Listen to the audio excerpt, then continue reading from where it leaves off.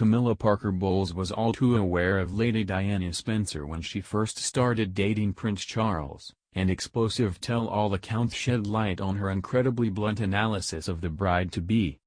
Charles and Camilla's relationship has an unconventional history to say the least.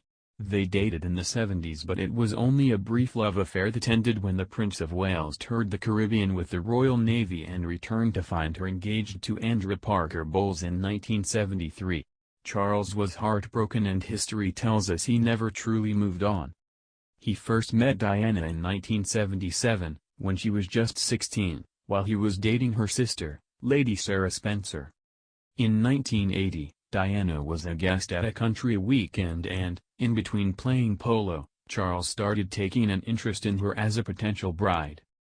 Before proposing in 1981, Charles courted Diana in London for several months, albeit with his friend Camilla an ever-present influence. Her marriage to Mr. Parker Bowles had failed to stop the heir to the throne from spending extended periods of time with his first true love. The Prince of Wales was named godfather to their son, Tom Parker Bowles, and the family remained close to the royals. Ironically, some believe it was Camilla who encouraged Charles' relationship with Diana, mistakenly thinking she would be a malleable presence in his life. Tina Brown recalls a conversation with Camilla's former brother-in-law Richard Parker Bowles in her 2007 book The Diana Chronicles. She notes that Camilla initially encouraged the relationship between Charles and Diana because she thought Diana was gormless. Ms. Brown's comments in a 1985 Vanity Fair article expand on this further. She notes how Camilla characterized Diana as the blushing little Spencer girl and describes how, by 1980, Charles was under ever-increasing pressure to marry from his family and the press. Ms. Brown writes, "His family wanted it. The public wanted it. Like the last Prince of Wales, he liked to confide in married women, and his two favorites, Lady Tryon and Camilla Parker Bowles, wanted it. They had met the blushing little Spencer girl and deduced she was not going to give them any trouble." Prince Charles was exhausted. He proposed.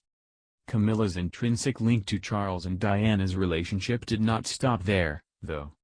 As royal author Anthony Holden points out, where, after all, did Charles propose to Diana? Beside the cabbage patch in the Parker Bowles back garden.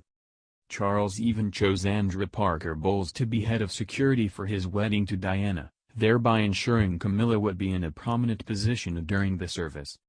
Former royal butler Paul Burrell recalls how Diana, knowing the importance of Camilla to Charles, could not help but look for her as she walked down the aisle of St. Paul's Cathedral to greet her husband-to-be. In 2012 book The Duchess of Cornwall, Camilla's Story and Secrets, author Jessica Jane suggests Camilla never saw Diana as a threat and felt that the late princess could be someone she could manipulate. Although initially remaining faithful, both Charles and Diana went on to have affairs. In 1994, the Prince of Wales admitted to adultery and claimed his affair with Camilla Parker Bowles started in earnest in 1986. Speaking candidly about Camilla, Diana famously quipped in a 1995 BBC Newsnight interview that there were three of us in this marriage, so it was quite crowded.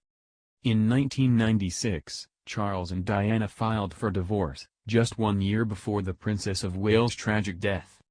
Prince Charles eventually married Camilla in 2005.